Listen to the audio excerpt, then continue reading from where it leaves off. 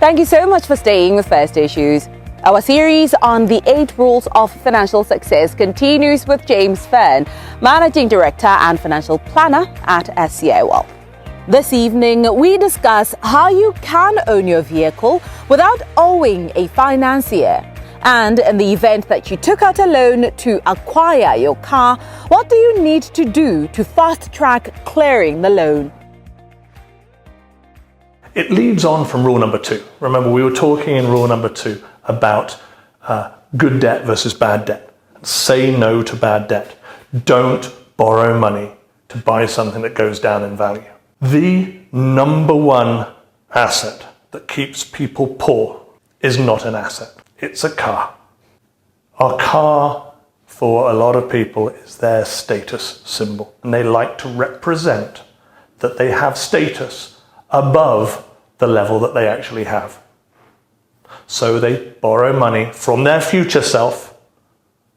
They make their future self poorer in order to make their current self seem wealthier. And they go and they buy a car on credit, on debt. And the car showrooms push this. A lot of cars are advertised on only this amount per month. If you had to actually find the money to go and buy a new car cash, the likelihood is you wouldn't buy it cash. Why? Because if you buy a new car, the moment you sign the paperwork, that car is worth 14% less than you've paid for it. And you haven't even sat in it yet. Why? Because you've paid VAT to the government. 14%. Then you get in the car and you drive it 100 meters down the road. Suddenly that car changes from being a new car to being a used car. We would call it a second-hand car.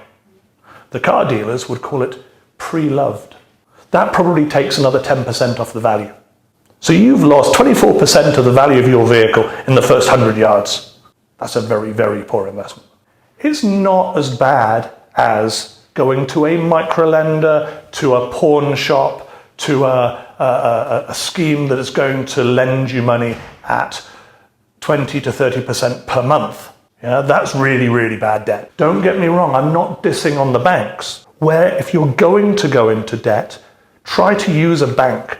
They're the most respectable lenders. They will check that you're living within your means. They won't lend you more money than you can afford. They have very strict rules in place to try to keep you safe. What is a good measure of the kind of car that somebody can afford? I mean, simply because you qualify for a loan, it does not mean you can afford it. Meaning that because you can pay it, it doesn't mean that you're actually living comfortably now. So I know there's a rule of thumb that maybe you could go into explaining how you could measure how much you can afford. Maximum 6 months' money. So let's say you earn 10,000 pula a month. 6 months' money, 60,000 pula a month. Don't spend more than that on a car. Save up that money. And people will say, I can't save up that money. That's okay. If you can't save up money, you're one of the 95%. If you want to be financially successful, you need to be a saver. You need to be one of the 5%. So you save up that money, and then you go and you take that money cash. You know what that's going to do for you. It's going to do 2 things. One, it's going to make you very keen on getting value for money because you've saved that money. Number 2, it's going to give you buying power. If you go and see a used car salesman and they're lending you the money to buy a car, all the power is with them. But let's say you answer an advert for somebody who wants to sell a car and you've got the money. Where's the power? It's with you. They want to sell that car. So you can get a really, really good deal.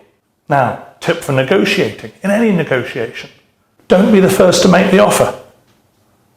You're answering an advert for somebody who wants to sell the car. Well, it's their job to tell you what they want for it. Even if they've put it in an advert, I want 60,000 for this car. Your first lines are, what's the minimum you'll accept for it? What are they going to say? 55? Great, you've just secured yourself a 5,000 pula discount.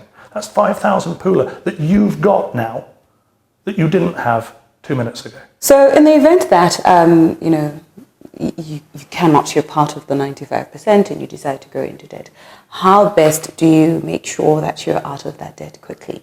There's a plan, obviously, right? But, there are instances where you'll be able to get out of that plan the debt much quicker than the plan has depleted.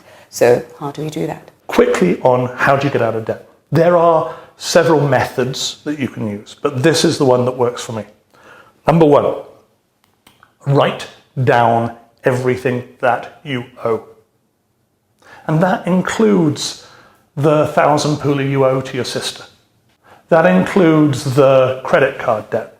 That includes the car debt. That includes the Mazzello debt. That includes the microlender debt. That includes the home loan. You write them all down. So what you're going to do is you're going to focus on one of those debts. And you're going to try and get it paid off as quickly as possible. And I'd recommend that debt is the most stressful to you. It might be stressful because the interest rate is high. It might be stressful because you owe it to your sister and it's awkward when you go to a wedding together. You focus on that one. You carry on making the minimum payments on all the rest. Yeah? Don't default. Keep talking to your lenders. Yeah? You need to be making payments on everything that you owe. But you focus on one. And you get that one done, paid, finished. And then you move on to the next. All the time saying to yourself, I am never going to go into debt again. James returns again next time to talk about his fourth rule to financial success. We hope you join us then.